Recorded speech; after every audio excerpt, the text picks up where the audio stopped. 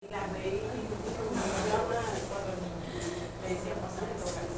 buenas noches, mis amados hermanos. Dios les bendiga y les guarde.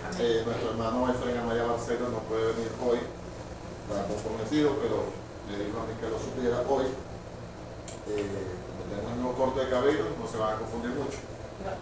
Entonces, espero que ya nos ayuden en esta maravillosa tarde-noche. Vamos a orar. Amantísimo Señor y buen Padre Celestial, te damos muchas gracias por tu amor y tu misericordia. Tú que eres Dios sobre todas las cosas, pedimos tu ayuda, tu asistencia para poder seguir aprendiendo, Señor.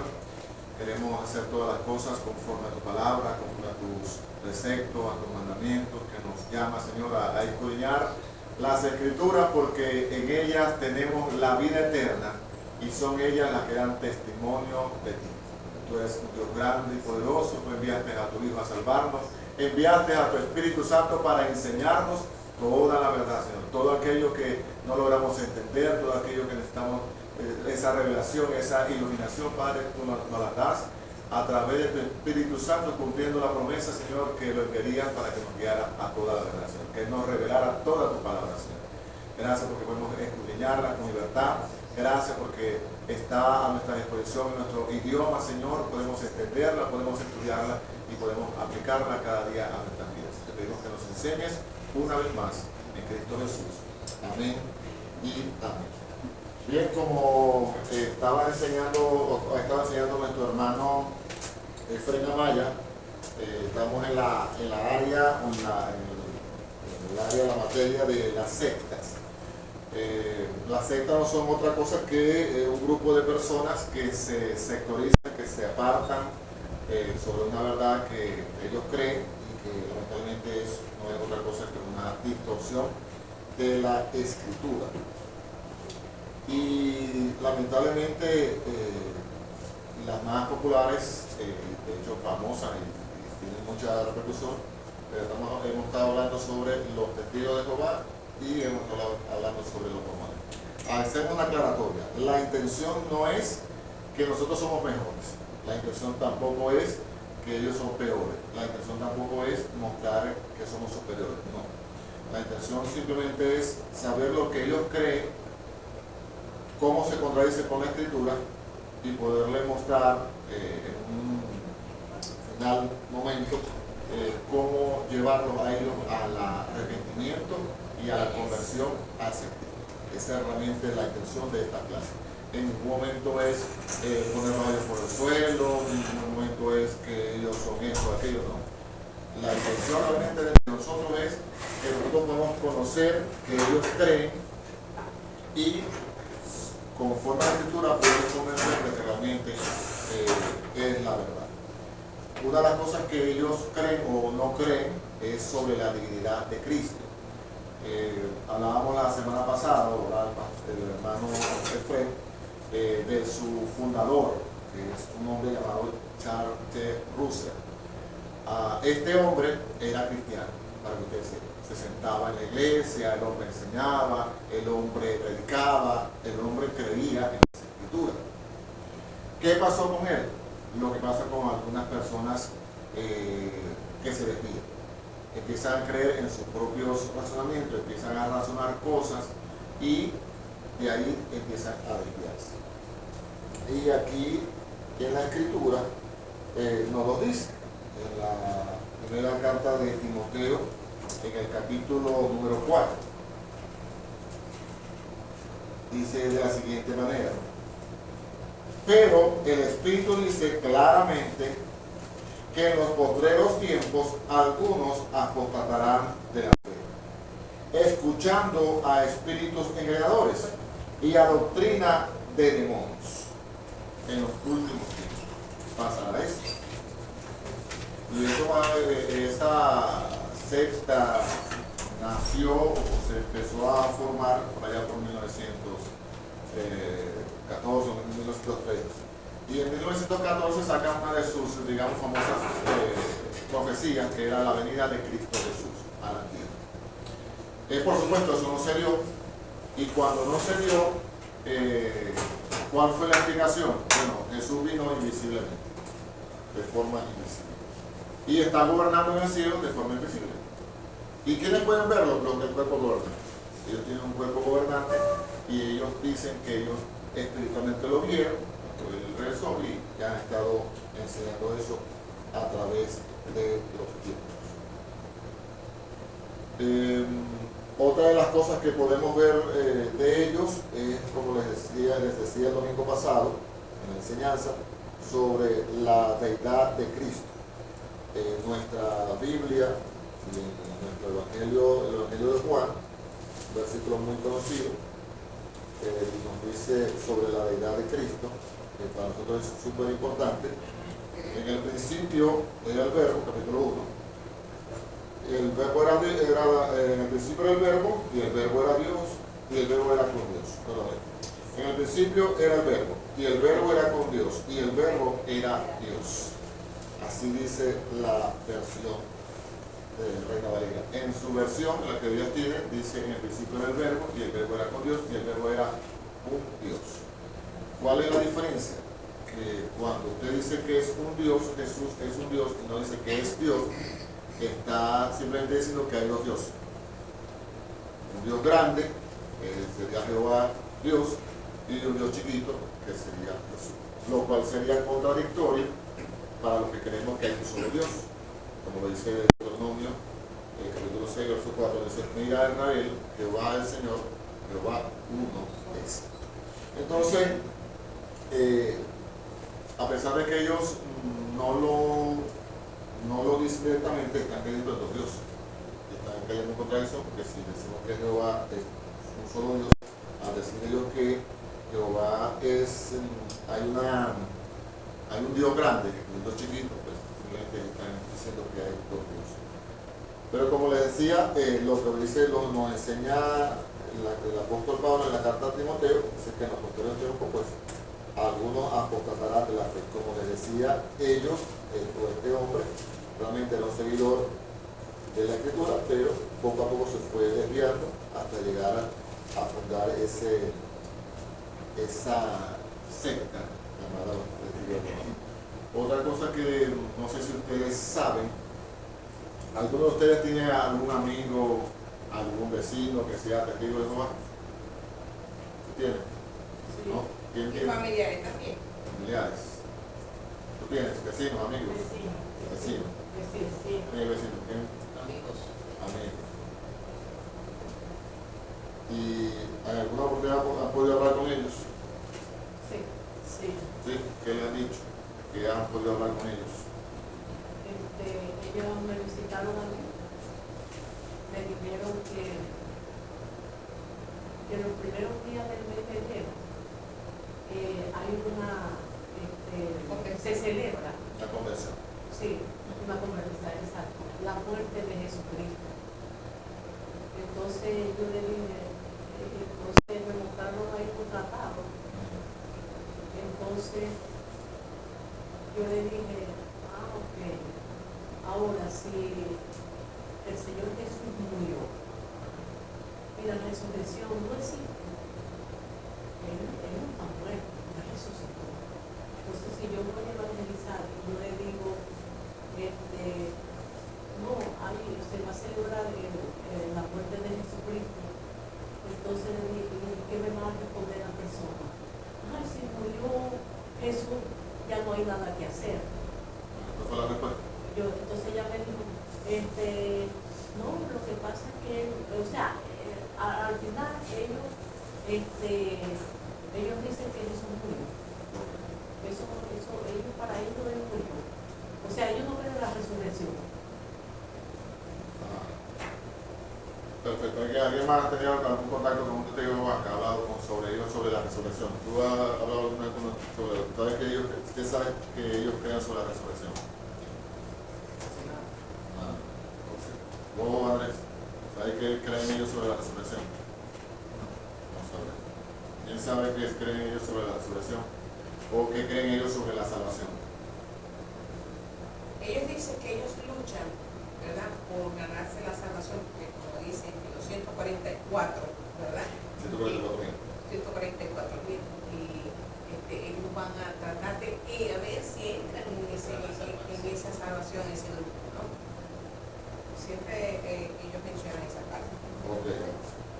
Ahora voy a hacer una pregunta fácil a todos. ¿La salvación es gratis? Sí, Si lo sientas, sí. es gratis porque ya quien la pagó. Es gratis. La salvación. Sí, en cierto modo En cierto modo, tiene un precio que nosotros sigamos aquí. pero la salvación es gratis, ¿sí o no? Sí, gratis. ¿Qué decimos? Es gratis. ¿Qué decimos, Bolí? Para acá. Es gratis. ¿Qué decimos, Bolí? Que es gratis, ¿no? Los testigos de Jehová dicen que ellos es por obras. Los testigos de Jehová es, ¿no? Estamos ahorita preguntando solamente si la salvación es No, gratis. sí es gratis. Sí es gratis. Sí, gratis. ¿Qué decimos, José? Sí es gratis, pero igual hay que cumplir con lo establecido por Dios. Pero la salvación es gratis, ¿sí o no? Es gratis, es gratis. Es gratis. ¿Qué decimos, Gustavo? Es gratis. Sí es gratis. ¿Están seguros que la salvación es gratis? ¿Cuántos están seguros que la salvación es gratis? ¿Vos estás seguro? Demostrando con la escritura que la salvación es gratis. Efesios 2:8. Ajá. ¿Qué dice Efesios 8?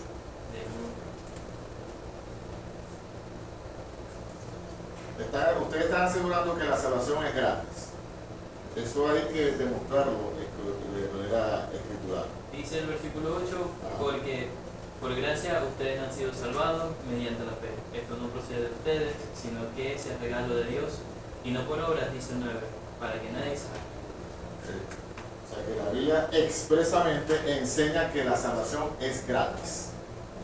Eso es muy importante. ¿Por qué es importante que ustedes sepan que la salvación es gratis? Porque los testigos de Jehová piensan que la salvación es por obras. Y de manera que cuando usted vaya a hablar con un testigo de Jehová, una de las cosas que usted tiene que tener claro es que la salvación es gratuita. ¿Por qué? Porque ellos le van a decir, tenéis que hacer algo para ser salvo. Y tú tienes que decirle, no, ya Cristo lo hizo todo. Para ser salvo. Recuerda eso, para ser salvo. Ellos tienen una idea de que hay un grupo. Juan 3:16. ¿No te dice? ¿Qué dice? Porque de tal manera amó Dios al mundo que ha dado a su Hijo unigénito para que con aquel que en él cree no se pierda, mas tenga vida eterna. Perfecto. Ahora otra pregunta sencilla. Ya que ustedes son salvos, por gracia, ¿cuántos de ustedes aspiran, esperan y desean y anhelan ir al cielo? Pues yo deseo. ¿Ah? ¿Todos quieren ir al cielo? ¿Sí? ¿Ah? ¿Qué dijiste? Sí, o sea, ir al cielo y estar allá. ¿Quieres ir al cielo? Claro. La vida eterna. ¿Por qué quieres ir al cielo? Porque allá vamos a estar con nuestro Señor. ¿Vos, José, querés ir al cielo? ¿Ah? ¿Querés ir al cielo? Sí. O sea, todos ustedes quieren ir al cielo. ¿Por qué le pregunto eso? Porque muchos de ustedes no quieren ir al cielo. Por eso es importante esta clase que estamos dando. Un grupo de testigos de Jehová, más o menos como 10,000, su aspiración es no ir al cielo. Y usted dirá, pero ¿por qué no quieren ir al cielo? Pues porque la fe no le da para ir al cielo. Ellos quieren quedarse en la tierra, una tierra paradisíaca, paraíso. Queremos estar en el paraíso, y el paraíso es en la tierra. Entonces ellos no quieren ir al cielo. Porque para allá solamente van 144,000. Y como no le da la fe para tener hacer esos méritos, porque para estar dentro de los 144,000, usted tiene que ganar puntos. Y como no tienen para ganar esos puntos, entonces ellos dicen, no quiero ir para el cielo, yo quiero quedarme en la tierra. En una tierra donde los leones no me muerdan, donde la culebra no me muerda tampoco. Ellos no quieren eso. Y la promesa de Cristo es, me voy a preparar el lugar para que donde yo estoy, ustedes también estén. Esa es la promesa. Una promesa maravillosa. Y ellos no quieren eso. O sea, imagínense la condición de esa creencia que no quieren ir a hacer. ¿Por qué? Porque es por obra. Cuando es por obra, usted tiene que esforzarse y esforzarse y esforzarse, y usted llega, no me digan los 2 puntos, bueno, me quedo aquí en la tierra, que Dios me dé aquí en la tierra, me diera paz, y otras cosas de lo que ellos no creen. Yo tuve una amiga, yo tenía la inquietud esa de preguntar, porque ella se murió porque no dejó que le pusieran sangre. Ok, Porque ellos no dejan.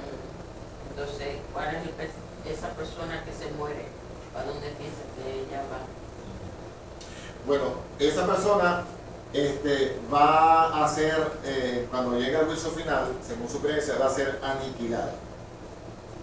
Va a desaparecer del cosmos. Y como va a desaparecer del cosmos, va a quedar hecha nada, no pasa nada. ¿Y qué dice Cristo? Con el final de los tiempos, ¿qué dice Cristo con respecto al juicio final? ¿Qué dice la Escritura? Que lo dijo el Señor Jesús.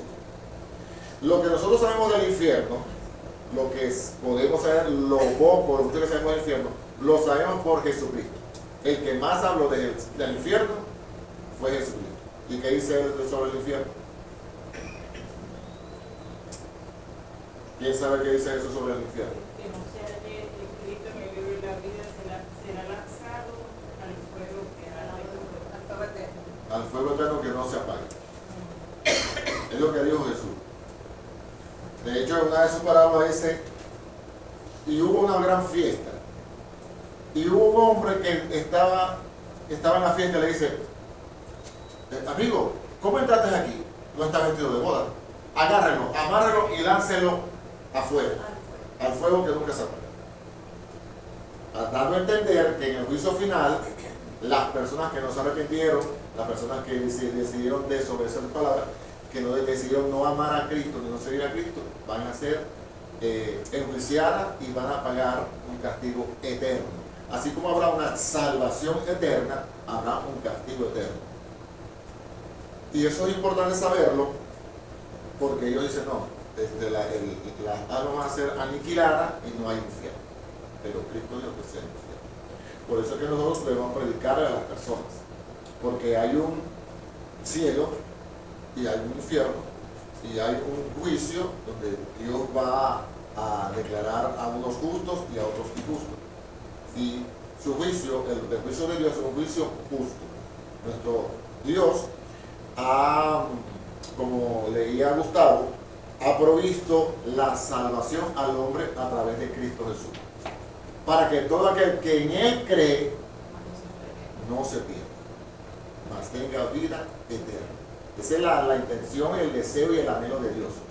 Y por eso ha provisto. Es decir, el ser humano peca y Dios provee la salvación al hombre a través de Cristo Jesús. Otra cosa es que nosotros, no sé si ustedes saben lo que se llama el sacrificio sustitutivo de Cristo. ¿Quién sabe sobre eso? ¿O ha escuchado esa palabra? El sacrificio sustitutivo de Cristo. ¿Quién lo sabe? ¿O quién lo entiende más o menos? Vos, Ángel.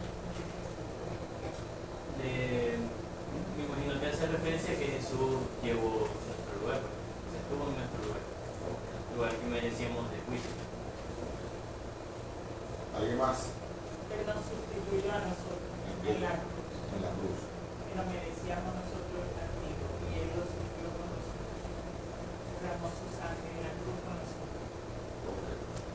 Esa teología de la sustitución significa eso, que Cristo Jesús ocupó nuestro lugar, como dice Elías. El ser humano, pecó y debía ser crucificado en esa cruz. Cristo Jesús tomó nuestro lugar y Él fue crucificado por nosotros. Y dice en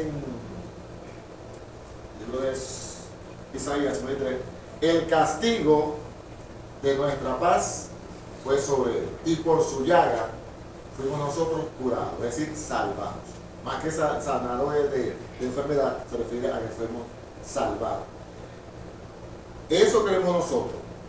Nosotros creemos eso, que Jesús fue nuestro sustituto perfecto.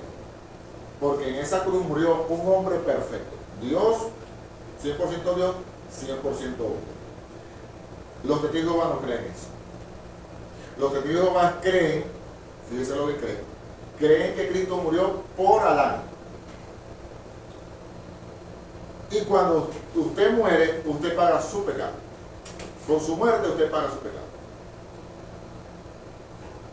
Y no es lo que enseña la Biblia. Porque todos somos pecadores. Y por eso necesitamos uno perfecto, sin pecado, y Él murió en nuestro lugar. Y eso es muy, muy importante. Porque tiene que ver con nuestra salvación. Cuando usted no cree que Cristo murió por usted en la cruz, sino que, bueno, Él fue un hombre bueno, Él fue un hombre, un buen maestro, fue de pronto hasta un profeta, bueno, Él lo hizo bien, obedeció la ley, pero no lo tiene como el Dios encarnado, entonces ese no es su Salvador. Porque si Jesús no es Dios encarnado, no puede salvar. Porque si no es Dios hecho carne, entonces Él no puede llevar nuestro pecado. Porque cuando uno lee el Antiguo Testamento, dice Jehová, yo Jehová, y fuera de mí no hay quien salve. Y dice la Escritura que Él lanza nuestros pecados al fondo del mar. ¿Sabe por qué la Biblia usa esa imagen? Dice que lanza nuestro pecado al fondo del mar. ¿Quién sabe por qué usa esa imagen? ¿Qué significa esa imagen? Porque caiga por el fondo y difícilmente lo van a encontrar. Correcto. Para los hebreos, el mar no es como nosotros. Para nosotros el mar es una maravilla. Ay, que fuera para la playa. Ay, me encanta. Ellos. Para los israelitas, los hebreos, el mar es señal de guerra, señal de muerte, señal de terror, señal de cosas malas. Por eso usted lee en Apocalipsis, que el Apocalipsis dice, el escribió el apóstol Juan, dice, y el mar ya no estaba. ¿Ha leído eso? El mar ya no estaba. Y los que somos maracuchos, los que somos latinos, dicen, en el cielo no hay playa. En el cielo no hay playa, no hay playa. No está diciendo, el autor no está diciendo eso. Lo que está diciendo en esa escritura apocalíptica es, ya el problema no hay. Maldad no hay. Cosas terribles ya no hay. Eso es lo que está diciendo cuando dice, ya el mar no aparece. Se refiere a eso. Entonces cuando dice Dios, lanzaré sus pecados al mar, al fondo del mar, significa que para ellos en su mentalidad hebrea, el mar no tenía fondo. De manera que si Dios lanzó mi pecado al fondo del mar, nadie lo va a conseguir. Claro, en este tiempo hay algunos usos que se lanzan de cabeza.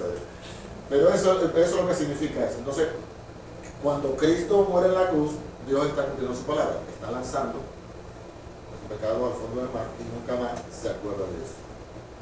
Ellos no creen eso, sino que piensan que Cristo Jesús, como les decía, murió por Adán, no por nosotros, y que nosotros cuando morimos somos justificados y simplemente si nos portamos bien vamos para allá para el paraíso, y si nos portamos mal pues somos aniquilados y no ha pasado nada, y no es verdad. La verdad es que vamos a ser castigados de una manera justa, con nuestro Dios justo. Otra cosa que en lo que los testigos de Jehová y las sectas, ustedes tienen que saber que las sectas tienen la tendencia a decir que lo que dice la Escritura no es verdad. O en su defecto, dicen que la Escritura fue corrompida. Por darle dos ejemplos, testigos de Jehová y los mormones. Los mormones, usamos ese término, aunque ellos se llaman la Iglesia del Grito de los Santos de los Últimos Días, y tienen un libro llamado el Libro Mormón. El Libro Mormón, teóricamente, surge porque al señor Joseph Smith se le aparece un ángel llamado Morón y le dice, mira, todas las religiones son falsas, esta es verdadera, esta le da unas placas de oro y él empieza a escribir y escribe ese Libro Mormón. Entonces, el Libro Mormón está a la altura de la Biblia. Es decir, la revelación que Dios le dio a estos hombres está a esta altura. Y eso es imposible, porque esto fue inspirado por Dios, por el Espíritu Santo. Esto no. Los testigos de Jehová no tienen otro libro, sino que ellos dicen, no, esto aquí, Juan 1:1 no dice eso. Aquí dice, en el principio del verbo era con Dios y el verbo era un Dios. Le ponen el artículo ahí. Un Dios. Es decir, adulteran la escritura. Entonces, ¿saben ustedes por qué la adulteran? ¿Quién sabe por qué la adulteran? ¿O por qué se imaginan ustedes por qué la adulteran? Porque es incompatible con su fe. Exactamente. Para poder adaptarla a lo que ellos creen o enseñan. Entonces, cuando consiguen textos como el que dice Romanos, capítulo 9, pues recuerden que ellos niegan la deidad de Cristo. O sea, Cristo es un buen hombre, es pana, chévere, pero no es Dios como tal. Entonces, en el capítulo 9 de Romanos dice de la siguiente manera, desde el 4, desde el 3, porque deseaba yo mismo ser anatema, separado de Cristo, por amor a mis hermanos, los que son mis parientes según la carne, que son israelitas, de los cuales son la adopción, la gloria, el pacto, la promulgación de la ley, el culto y las promesas, de quienes son las patriarcas y de los cuales, según la carne, vino Cristo, el cual es Dios sobre todas las cosas, bendito por los siglos de los siglos. Este texto es sumamente importante que usted se lo sepa, que dice explícitamente que Jesús es Dios. No un Dios, no otro Dios, no un semidios como todo, es Dios. Esto es muy importante porque cuando usted entiende que la Escritura literalmente dice que Jesús es Dios, entonces usted puede, ¿qué hacen ellos con esto? Lo tergiversan. Entonces hacen una copia o hacen quitan ese artículo allí o cambian el texto para que diga otra cosa. Entonces cuando hacen eso, es como decía Ángel, para poder justificar lo que ellos creen. No creen en la salvación por gracia, no creen que la palabra de Dios sea correcta, no creen que Jesús es Dios, no creen que vamos a ir al cielo y tampoco creen que vamos a ser castigados por nuestro pecado. El Espíritu Santo no es una persona, sino es una fuerza. Pero el Señor Jesús en el capítulo de Juan dice, y cuando venga el Espíritu Santo, Él les enseñará lo guiará a toda verdad y les enseñará todas las cosas. La energía eléctrica o el viento, las cosas no enseñan. En otra porción de la Escritura encontramos que dice, no contristéis al Espíritu Santo. ¿Qué significa eso? No contristar al Espíritu Santo. ¿Sabe qué significa la palabra contristar? ¿Ah? Entristecer. Es decir, que se pone triste. Es decir, no pongan triste al Espíritu Santo. Es una persona que sí. Por supuesto, no es una persona de carne y hueso, que es el problema de lo que se refiere a la deidad de Dios o a la deidad de Cristo y a la Trinidad. Cuando decimos Trinidad, estamos hablando de tres personas, pero no tres personas de carne y hueso, sino que en lo que se conoce como la deidad de Dios subsisten tres personas, el Padre, el Hijo y el Espíritu Santo, que son tres personas diferentes, pero las tres son Dios, un solo Dios. Podemos decir que es difícil entender, sí, porque para nosotros Él es una persona, un ser, una persona, un ser, una persona, un ser. Pero nuestro Dios, que es todopoderoso, es un ser, tres personas. Y eso es importante saberlo porque cuando usted entiende que Jesús es Dios y le dicen a usted, no, Jesús no es Dios, es un ángel. De hecho, otra de las cosas que ellos creen, no sé si usted lo sabe, pero debe saberlo también, que ellos creen que Jesús fue creado. ¿Por qué? Porque en Colosenses dice, y Él es el principio de la creación. Y eso lo dice Colosenses. Perdón, Él es el primogénito de toda creación. ¿Y Colosenses dice eso? Sí. Colosenses lo dice eso. Él es el primogénito de toda creación. Pero la palabra primogénito no significa solamente que es el hijo, el primer hijo, no, sino que es el heredero. Si ustedes saben, Jacob, ¿cuántos hijos tuvo? 12. ¿Y quién era el primogénito? Rubén. Pero saben que Rubén no tiene la primogenitura. O sea, no era el heredero de Jacob, pero era el primogénito. Sí, entonces, así como Rubén, no, aunque era el primero, no era el heredero, así mismo Cristo lo que ahí significa es que es el heredero de todo. Pero también dice que sin Él nada fue hecho. Es decir, que es el creador. Porque si nada fue hecho sin Él, significa que es el creador. Y es lo que ellos no dicen. O sea, parten el versículo. Entonces, cuando usted entiende que lo que está diciendo ahí es que todo fue creado por Él, por medio de Él y para Él. Por Él. O sea, Él es el creador. Entonces, cuando nosotros entendemos eso, entendemos que Jesús es Dios y que la Biblia nos dice que la salvación es gratis y que no tengo que hacer nada para ganarme la salvación. Entienda esto, es muy importante. Para ganarme la salvación no tengo que hacer nada. Solamente, como le dio Gustavo, poner mi fe en Cristo, en lo que Él hizo en la cruz del Calvario. En los testigos de Jehová, si usted los ve todas las mañanas, yo los veo, allá se sientan o se paran en un lugar, colocan su revista y ahí se lo ofrecen a la gente. ¿Por qué? Porque mientras más revistas vendan y más cosas hagan, ganan más puntos para ver si eres uno de los que no saben. Hay algo que ellos se les puede, digamos, reconocer, su insistencia en ir a llevar el supuesto mensaje. Solamente digo que es supuesto porque el mensaje que tenemos que dar todos nosotros es el mensaje de la salvación. Cristo Jesús vino conforme a la Escritura, vivió conforme a la Escritura, murió conforme a la Escritura, resucitó conforme a la Escritura y regresará conforme a la Escritura. Ese es el Evangelio. De ahí para allá todo eso es invento. Eso, el Evangelio es eso. Cristo Jesús vino, vivió, murió, resucitó y viene a poner. Cree en Él y serás salvo tú y tu casa. Es lo que dice la Escritura. Que yo tengo que hacer algo para ganarme la salvación. No tengo que hacer nada. Para ganarme la salvación no tengo que hacer nada. Esto es muy importante que se lo recalco, que es lo que enseña la Escritura.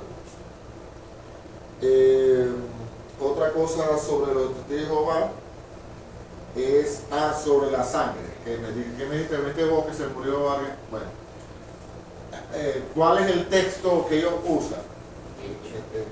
El número. Otra carga, esa es la que ellos me decían. Bueno, números dice no comerás sangre. Génesis también lo dice, no derramarás la sangre en la tierra. Si consigue el texto me dice cuál es. Entonces, como dice que no comerás el animal con la sangre, sino que la sangre la derramarás, de ese texto ellos entienden, o ellos entienden que transfundir es comer sangre, y no es igual. No es igual que usted su hijo, su esposa, su pariente esté en una cama y le diga al médico, mira, hemos llegado a la conclusión de que su familiar, para poder vivir o para poder operar, necesita una transfusión de sangre, y de hecho necesita más de una. Y transfundir no es lo mismo que tomar. ¿Por qué prohibía el Señor el beber la sangre? Porque en esa cultura, recuerden que el pueblo de Israel viene de Egipto, esclavizado, a unas tierras, a la tierra de Canaán, y en esa tierra habían habitantes. Y ellos tenían prácticas de ese tipo, prácticas donde ellos tomaban sangre, tenían relaciones sexuales en las actividades religiosas, adoraban a muchos dioses, y por eso el Señor les da varias normas a su pueblo. Dentro de esas normas está: no adorarás a otro Dios que no sea Jehová. Era una de las pautas. Y otra era el no practicar la idolatría. ¿Cuántos saben lo que significa la palabra idolatría? ¿Quién sabe lo que significa la palabra idolatría? José, el de la mano. Es algo que uno vea como, por ejemplo, un equipo de béisbol que yo diga como hacer, me amparo por ese equipo, no me interesa más nada. ¿Qué decimos, Gustavo? ¿Qué significa? Adorar algo que no sea el Señor. Que no sea, adorar que no sea el Señor. ¿Alguien que sepa qué significa idolatría? Dime. Que adoraron. La idolatría es no solamente hasta un hijo. Habemos personas que idolatramos a un hijo. Okay. Eso sería, no puede ser. Ok. ¿Quién me puede decir qué es idolatría? ¿Puedo, Ángel? Poner algo encima de Dios. Ajá, eso es adorar a un ser. Una adoración excesiva hacia ¿Por qué Dios dice en su escritura: no adorarás a otros dioses? La idolatría, para que ustedes sepan, la palabra idolatría tiene dos palabras: ídolo y latría. La palabra ídolo viene de ico, parece la palabra iconoclasta, que es imagen. Icono es una imagen. Y latría significa adoración. Idolatría es adoración a una imagen. Y yo no debo adorar ninguna imagen, porque el único que se merece gloria, honra y alabanza es Dios. Por eso él estaba en contra de la idolatría. La latría, es decir, la adoración a una imagen. No sé si ustedes saben, pero en la historia, ¿por qué hay imágenes en las iglesias católicas? ¿Ustedes saben por qué hay imágenes en la iglesia católica? ¿Saben que hay imágenes en la iglesia católica? ¿No? ¿Sí saben? ¿Y saben por qué las hay? Bueno, te voy a decir. Eso es historia. Eso es muy sencillo. De hecho, la razón de las imágenes no fue con la intención de adorarlas. No. La iconografía nace con la intención de darle honra a esos hombres que fueron los principales, o los iniciales, como Pablo, como Pedro, como Juan. Todos esos hombres que dieron su vida, literalmente dieron su vida por Cristo y por su evangelio. Entonces, nuestros hermanos que surgieron después, ellos dijeron: chicos, vamos a honrar a esos hombres, mira, esa gente murió. Entonces le hicieron esas imágenes, con la intención de recordarlos y el trabajo que habían hecho. Pero como siempre, nuestro corazón que es un corazón idólatra, empezó la gente a llevarle ramitos de flores y a pedirle, y entonces se contaminó todo eso. Que es igual cuando ustedes recuerdan la historia de creo que es en Éxodo, cuando el pueblo de Israel va al desierto y comienzan las serpientes a morder al pueblo de Israel. ¿Recuerdan ese episodio? Lo han leído. ¿Y qué le dice Dios a Moisés? Quiero una serpiente y que la coloque en el parque y que le miren los ojos. Ajá. Y todo el que miraba a esa serpiente, ¿qué pasaba cuando lo mordía la serpiente? Se sanaba. Se sanaba. Exactamente. Así hizo una serpiente de bronce, la puso en un palo largote, y toda la persona que la serpiente lo mordía miraba a la serpiente y era sanada. ¿Para qué hizo eso Dios? Estaba de manera profética, así como decir la palabra profética, de manera profética estaba anunciando que habría un Salvador que la gente iba a mirar y la gente iba a ser salva. Es tanto así que en el libro de Juan, si mal no recuerdo, dice el Señor: y así como Moisés levantó la serpiente en el desierto, así mismo el Hijo del Hombre será levantado, para que todo aquel que él crea no se pierda, mas tenga vida Ese año fue, y dice el escritor, esto decía, anunciando de qué forma sería su muerte. Es decir, que iba a ser crucificado. Entonces, esto es muy importante saberlo para poder nosotros rebatir todo lo que dicen estas sectas. Como les decía, los testigos de Jehová no creen en la salvación por gracia, sino por obra, y cuando usted desecha la salvación por gracia, entonces está desechando el sacrificio que Cristo hizo en la cruz del Calvario. Y no solamente se refiere al hecho de lo que Él sufrió como ser humano, que sufrió igualmente, pero más que eso es rechazar lo que Dios hizo para salvar al hombre.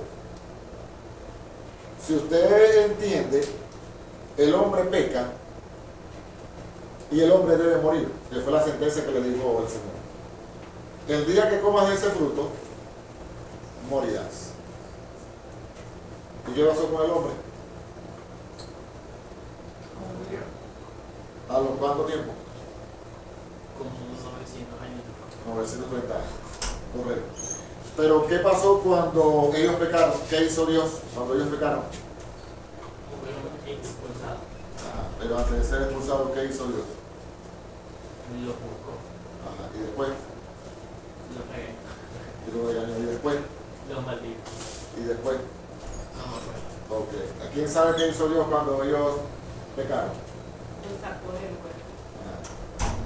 Pero hizo algo antes de sacar el huerto, antes de todo eso, que hizo algo muy importante. Ah, Los cierto. unos ángeles. Los vistió. Los vistió. Ay, lo- Mató un Mató un animal. Mató un animal y lo vistió con sus pieles, anunciando al verdadero Cordero. Todo eso que usted ve en la Escritura prefiguraba la venida de Cristo. Por eso es muy importante. Voy a leer nuevamente Timoteo para que usted entienda algo que ocurre en estos días. Que aunque no tiene que ver con los testigos ni con los mormones ni con otras sectas, tiene que ver con lo que está ocurriendo hoy en día. Pero el Espíritu dice claramente en los postreros tiempos, algunos, no dice todos, algunos apostatarán de la fe, escuchando a espíritus engañadores y a doctrina de demonios, por la hipocresía de mentirosos que, teniendo cauterizada la conciencia, prohibirán casarse, mandarán abstenerse de alimentos que yo creo para que con acción de gracia participen de ellos los creyentes y los que han conocido la verdad, porque todo lo que Dios creó es bueno y nada es de desecharse si se toma con acción de gracia, porque por la palabra de Dios y por la oración es santificado. Lo que quiero es recalcar aquí a esta parte. Algunos apostatarán de la fe, escuchando espíritus engañadores y doctrinas de demonios. Escuchaba hoy a una persona, no voy a decir el nombre, no importa, y esa persona decía, yo tuve la oportunidad de ir a la isla de Pasmo. ¿Saben cuál es la isla de Pasmo? ¿Dónde estuvo? No. Juan. Juan. ¿Qué hizo Juan en la isla de Pasmo? Que escribió Apocalipsis. Correcto. 100 puntos para Viejito. el viejito. De hecho, el único que perdió de viejo y porque fue expulsado, porque todos los demás le quitaron la cabeza. Ahí que recibió Juan. Revelación, que es lo que conocemos como Apocalipsis. Revelación, Apocalipsis es la misma palabra. Aquí en griego y aquí en español. Recibió la revelación del Apocalipsis. Entonces, ¿qué habla ahí? ¿Qué cuenta ahí Juan en ese libro de Apocalipsis? ¿Qué recibió?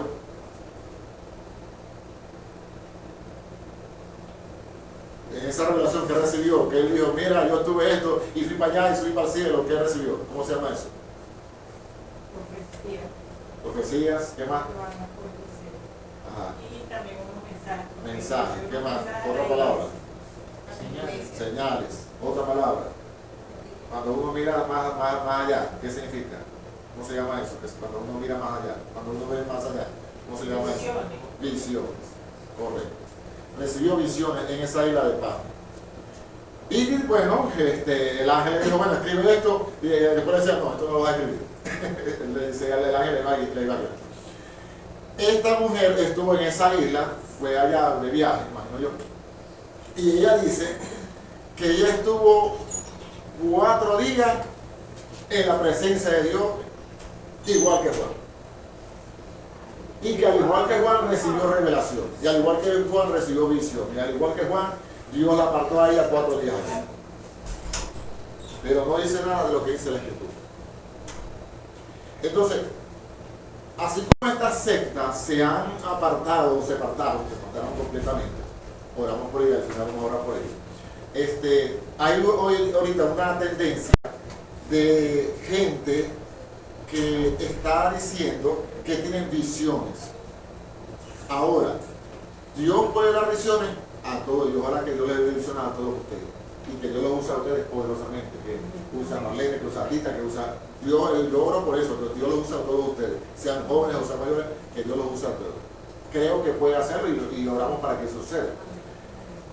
Pero toda visión o todo sueño que Dios le va a dar va a estar respaldado por la Escritura.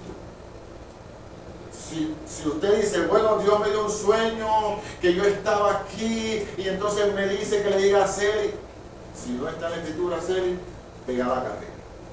Así te lo digo, pega la carrera. Porque ningún sueño que yo tenga puede estar aparte de la Escritura, ni puede estar igual que la Escritura.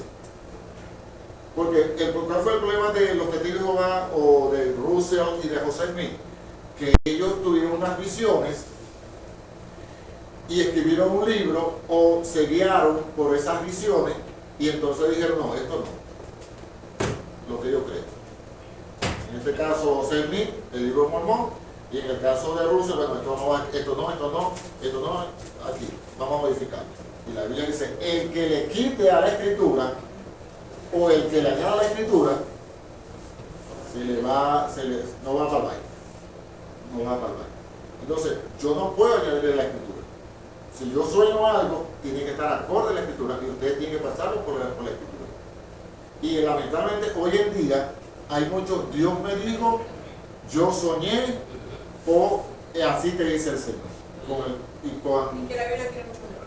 Y que la Biblia tiene mucho Yo valor. soy profeta, yo soy esto, yo soy lo otro, y a lo último no es nada. Exactamente. Entonces, ¿qué pasa? Que hoy muchos se están llamando profetas, se están llamando apóstoles, y tienen visiones, y tienen sueños, y tienen revelaciones, y tienen portales, y hay unas oraciones que usted hace y abre unos portales, pero eso no aparece en la Escritura. En la Biblia no aparecen portales, en la Biblia no aparecen llaves. La única parte que menciona llaves es la llave de David, en el Antiguo Testamento, y después lo dice en el Nuevo Testamento. Y esa llave de David, en todo caso, para entrar a la presencia de Dios necesitamos una sola llave, y es la llave de la salvación. Y la llave es Cristo. Así de sencillo. No es la revelación, hermano, tengo una revelación porque mire que yo me acosté y yo vi que ella estaba en el cielo y entonces Dios me reveló que ella estaba. No. Eso no es eso. Pero aquí dice que habrá espíritu en el agua. Y hoy se está dando mucho eso. ¿El Espíritu Santo habla? Sí. ¿El Espíritu Santo puede usar a quien quiera? Sí. Sea niño, sea adulto, sí. Pero todo eso que el Espíritu Santo diga, no va a contradecir la primera palabra que él inspiró. No la va a contradecir. Y hoy en día, como decía Gustavo, la gente dice, no, esa escritura tiene tantos errores. Una vez me dijo un hermano, mira, la Reina Valera que tú lees tiene 2000 errores, más de 2000 errores. Y yo le dije, chicos, qué bien. Entonces ahí le digo, revisaste y tiene 2000 errores. Y me puede decir dónde están los 2000 errores. Lo contaste. No, yo lo escuché, yo se lo escuché a alguien. O sea, él no lo dedujo ni que lo consiguió, sino que eso lo escuchó a alguien decir. Ahora, yo no voy a decirle que todo lo que leemos la Biblia, gracias a Dios la tenemos en nuestro idioma español. Existen traducciones al español excelente. Y usted puede leer, de hecho, Ángel lee una versión, creo que es la traducción viviente. La nueva versión internacional. Entonces, hoy en día nosotros tenemos, gracias a la tecnología, como un teléfono, usted puede descargar, yo tengo la versión de la aplicación YouVersion, y ahí usted puede tener muchas versiones. ¿Cuál versión debe leer usted? La que usted quiera, la que le sea más cómoda. Particularmente, yo leo, en el papel leo la Reina Valera 60, que los conocedores de la Biblia, es decir, gente que estudia o que estudió hebreo y griego, dicen que esta es una excelente traducción. Cuando ellos leen, porque ellos sí saben leer, yo no sé leer ni en griego ni en hebreo, apurado español. Y ellos leen en griego y leen acá y el texto es muy fiel. Y leen en hebreo y leen y el texto de la Reina Valera es muy fiel. Ahora, que hay otras versiones que usted puede leer, sí, usted puede leer la NBI, puede leer la Nueva Traducción Viviente, puede leer la Biblia de las Américas y otras más, que son excelentes. Usted puede leerla y de hecho cuando usted lee otras versiones eso le da mayor amplitud y le da mayor conocimiento de lo que usted está leyendo en español. Porque los idiomas van actualizándose. Entonces no hay problema que usted lea una versión, pero de allí que usted diga que la versión Reina Valera o otra versión tiene errores, ya eso es una cosa muy delicada. Pero eso hace la gente que, los que, en este caso la secta, y algunos movimientos que hoy se están dando, donde le dicen, no, eso no dice eso, porque yo recibí una visión, una revelación profunda que yo te la voy a impartir a ti, ven para enseñarte. Y eso está en la Biblia, no está en la Biblia porque yo te recibí una revelación personal de parte de Dios. O sea, Dios me habla a mí, pero no le habla a mí. O sea, no le revela a mí. O sea, ¿qué Espíritu Santo es eso? O sea, ¿me va a revelar algo a mí solo y a Ángel no? ¿O a Celis no? Sí me revela, me tiene que revelar a él. ¿A través de qué? De la palabra. Por eso que usted y yo tenemos que leer la Escritura todos los días, escudriñarla y estudiarla. Gracias a Dios, hoy existen herramientas que nos permiten aprender más y mejor. Y nuestra intención acá, nuestro hermano Efraín, y en el caso de mi persona, es que ustedes usen esa herramienta. Hay herramientas muy sencillas. Una herramienta que les voy a presentar hoy es la hermenéutica. ¿Cuántos saben qué es hermenéutica? ¿Cuántos saben? Hermenéutica. Es la ciencia que estudia la manera de estudiar los libros, en este caso la Biblia. Ok. ¿Quién sabe, aparte de lo que es la explicación que dio Ángel, quién sabe lo que es la hermenéutica? ¿Han escuchado la palabra hermenéutica? ¿Vos lo has escuchado, José? ¿Vos? Sí, lo he escuchado, pero se lo escuchaba al hermano Demetrio cuando él daba clase. Claro, yo lo uso mucho. Bueno, la hermenéutica es algo, le voy a explicar la hermenéutica de manera sencilla. Como dice Ángel, la hermenéutica es una ciencia para estudiar los libros en general. En este caso nosotros usaremos hermenéutica bíblica para entender la Biblia. Vamos a dar un ejemplo sencillo de hermenéutica. Si yo digo, bueno, las que somos mayores, de pronto ella no entiende, pero si yo les digo a ustedes, mira, ¿habéis visto, si vos vas a preguntar por alguien, yo te digo, Celi, mira, no he visto a fulano porque ese hombre peló cable. Si yo digo que peló cable, literalmente, ¿qué dije? No, literalmente. Exactamente. O sea, literalmente peló el cable es que agarró un cable y lo peló, literalmente. Pero el significado que es, Que se murió. esa es la correcta interpretación. Ustedes están dando la interpretación correcta. O sea, no están creyendo que el hombre peló un cable, sino que usted entiende que lo que estoy diciendo es que se murió. Correcto. Igualmente, si yo le digo, Celi, Celi me dice, mira, Celi, préstame $20. Yo te digo, Celi, mira, estoy como talón de bandera. Me va a decir como talón de ahogado. Ah, ¿qué significa eso? Pelado. Ah, estoy limpio, ¿eh? Nada más si lo he entendido. Estoy limpio o pelado, estoy sin dinero. O sea, yo literalmente dije, estoy como talón de la bandera. Eso fue lo que dije literalmente. Ustedes escucharon en sus oídos que estoy como talón de la bandera. pero entendieron, aplicando la hermenéutica, la interpretación correcta, que estoy sin dinero, estoy pelado. Igualmente sucede con la Biblia.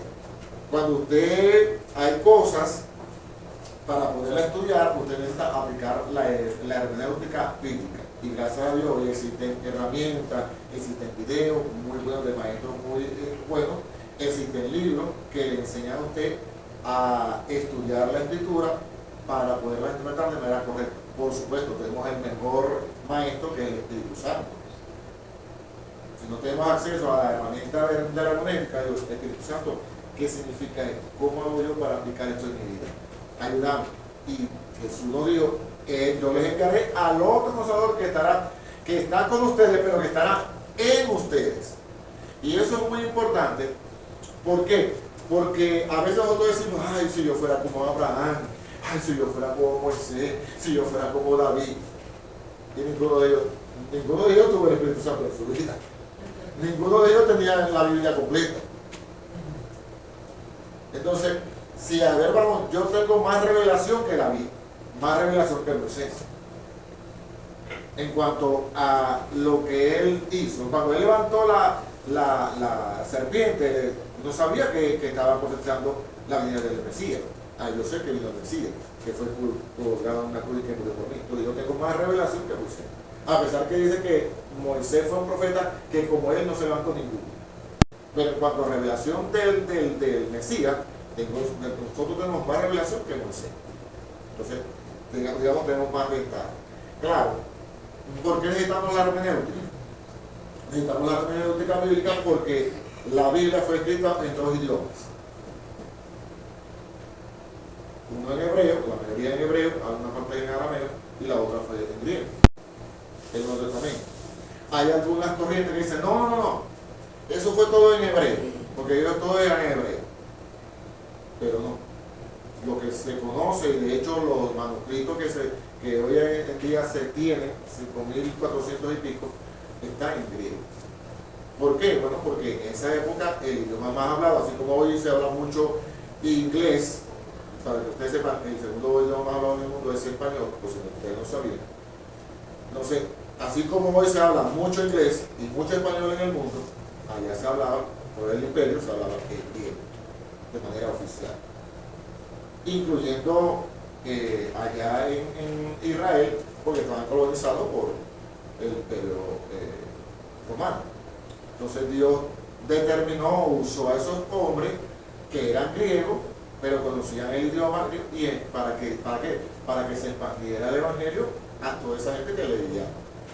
Acuérdense que además de eso, en esa época la gente no sabía leer, o la mayoría no sabía leer. Entonces, no es como ahorita que yo le digo, y por eso le digo, hermano, cuando ustedes vayan aquí, mañana agarren su Biblia o ahora y lea su Biblia. En aquel tiempo no era así.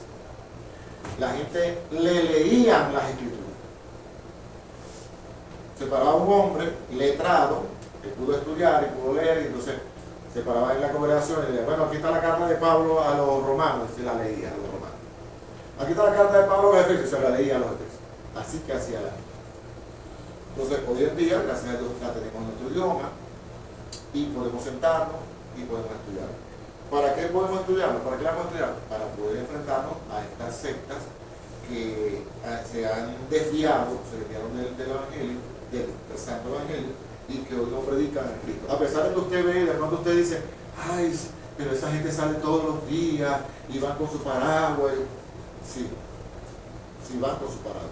Es más, yo no sé si ustedes han visto los comerciales de los mormones que salen en YouTube.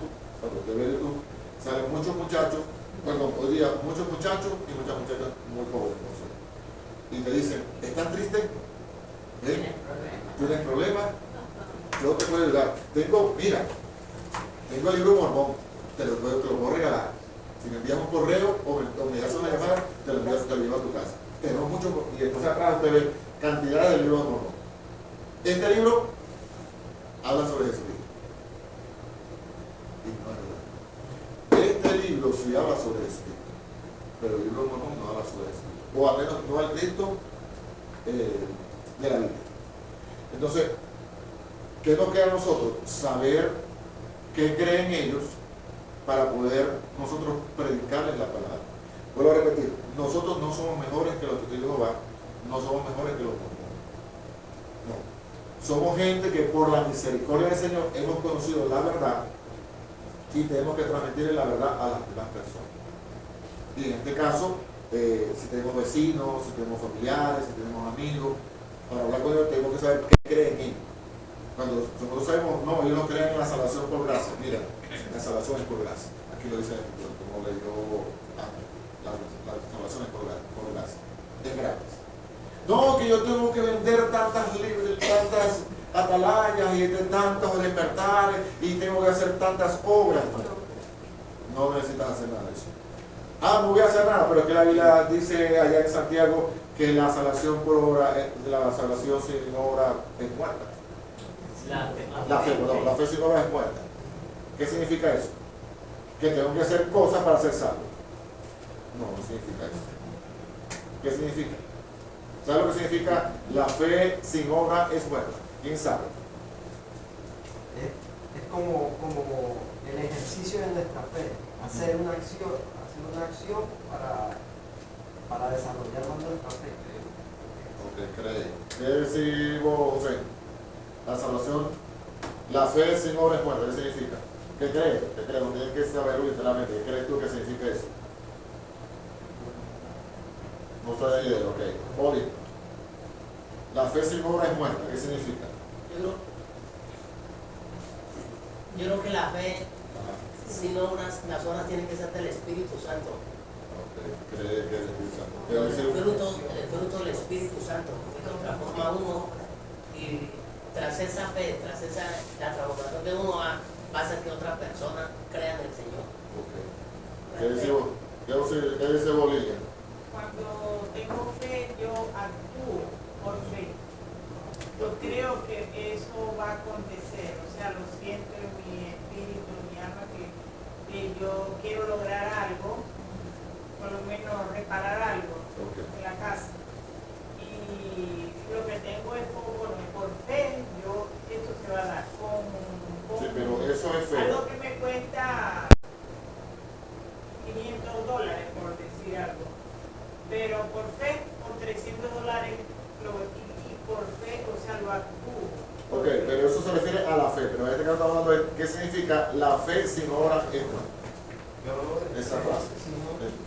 No, porque, o sea, no le entendí muy bien el significado de eso, porque escuché una persona, y yo sé que por eso que se basaba era en que tenía que hacer la obra o sea, que tenía que, o sea, hacer la obra, pero con la fe. Si no hacía la obra, entonces no, es como decir, no había fe. Ok. ¿Alguien más? Bueno, la fe sin obra, imagínense, eso es tan importante. Okay. Porque de qué nos sirve nosotros decir tenemos fe y no predicamos? Okay. Entonces, ¿cómo decimos si tenemos fe? Tenemos que enseñar ahora. Okay. Esa es la fe. Okay. Dime, William.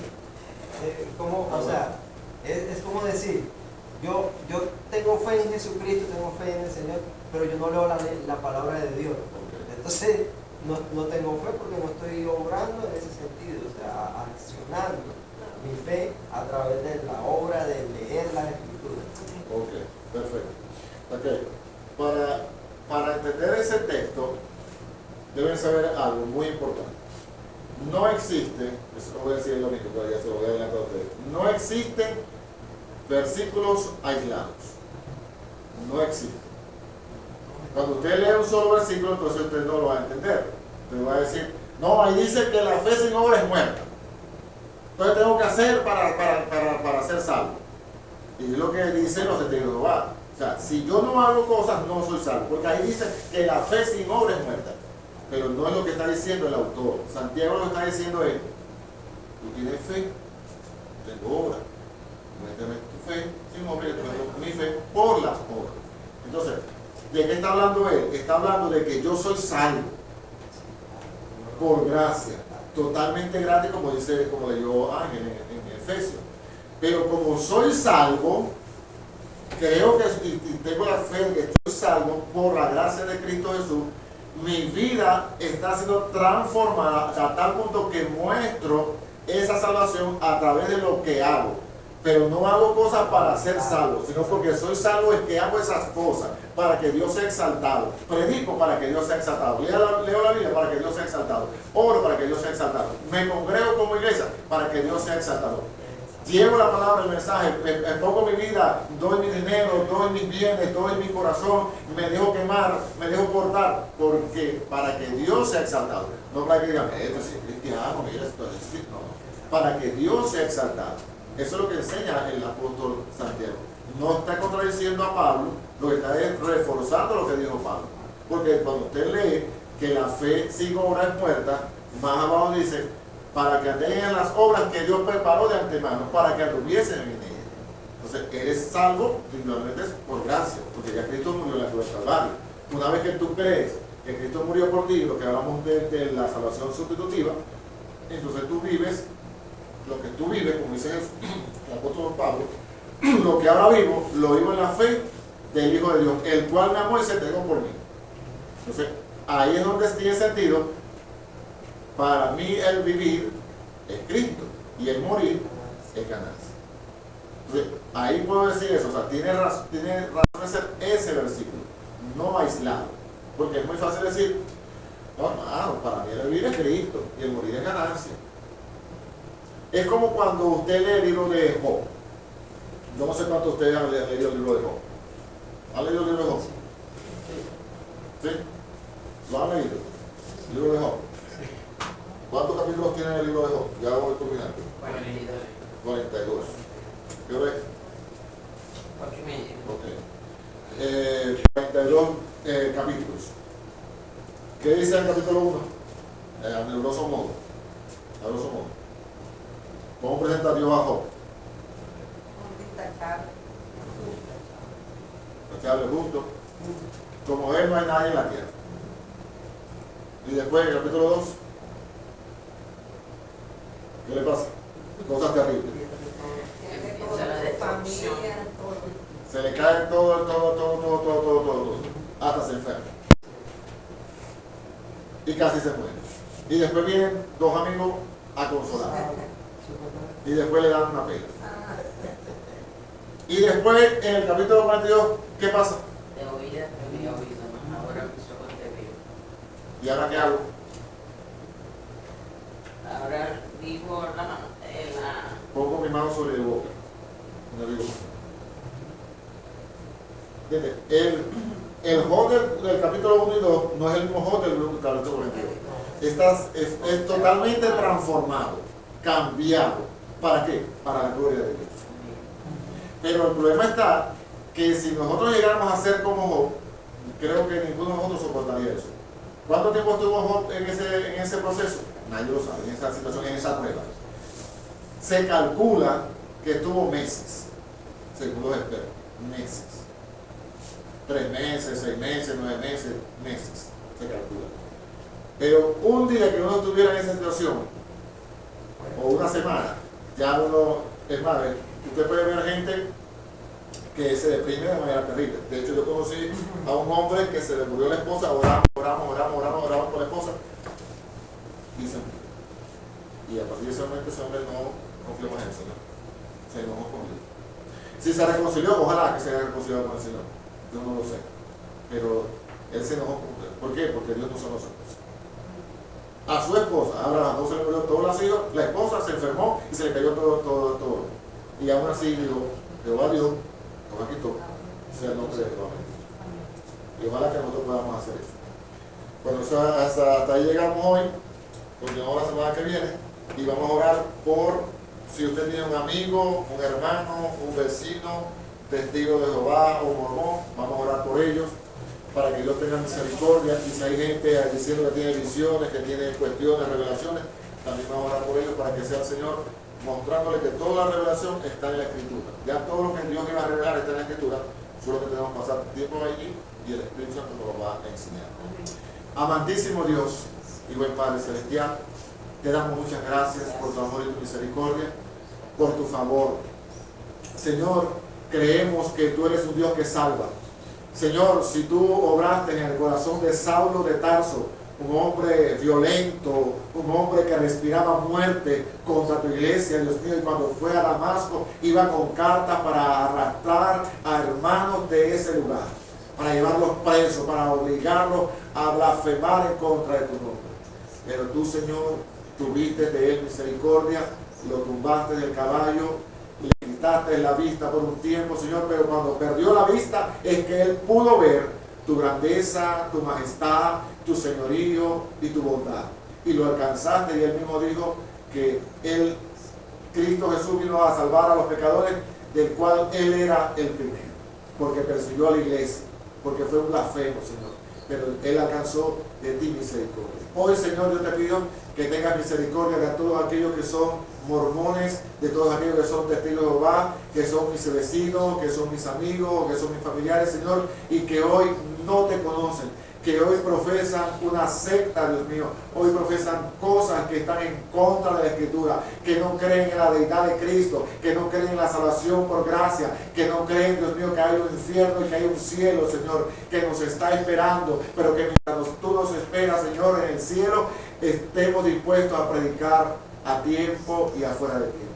Señor, sé que tu palabra dice que en los últimos tiempos algunos apostatarían de la fe, pero Señor, ten misericordia de los mormones, ten misericordia de los testigos de Jehová, ten misericordia de aquel que dice que tuvo un sueño, que Jehová me dijo, que Jehová me mostró, que tuvo una visión, que tuvo un portal, Señor, abierto. Padre, en el nombre de Jesús, ten misericordia y alcánzalo para tu gloria, Dios. Vuélvelo a tu redil, vuélvelo a tu verdad, convence, Señor. Que seas tú convenciendo de pecado, de justicia y de juicio, y que tu Espíritu Santo nos ayude, Señor, a poder predicar a mormones, a testigos de Jehová y a todo aquel, Dios mío, que profesa una fe falsa. Señor, sabemos que nos van a decir cosas como le decían los profetas a Elías, a Eliseo, como lo perseguían a Jeremías, a Isaías, por decir la verdad, le decían, no hables más, cállate o te vamos a matar. Pero ellos seguían predicando y seguían predicando lo que Jehová le había dicho que hablar. Señor, tú nos has dicho que prediquemos a tiempo y fuera de tiempo. Por eso, Señor, te pido tengas misericordia de los testigos de Jehová, tengas misericordia de los mormones y que puedan venir a la luz del Evangelio de Cristo Jesús. Que tu Espíritu Santo, que es una persona, que es la persona de la deidad, la tercera persona de la Trinidad, Señor, se le revele. Dios mío, que de alguna forma nos uses a cualquiera de nosotros para llevar el mensaje de salvación, de luz y de verdad a los testigos de Jehová y a los mormones. Señor, que tengamos herramientas, que usemos esta herramienta, Dios mío, de conocer en qué ellos creen y en qué no creen, Señor, en qué están desviados de la Escritura, para poderles mostrar la luz de Cristo y para que sean salvos, como dice tu palabra. Señor, que tu palabra dice, para que ninguno se pierda, sino que todos procedan al arrepentimiento. En el nombre de Jesús, te damos gracias. Amén y amén. Gloria a Dios. Ya saben quién es el señor Russell.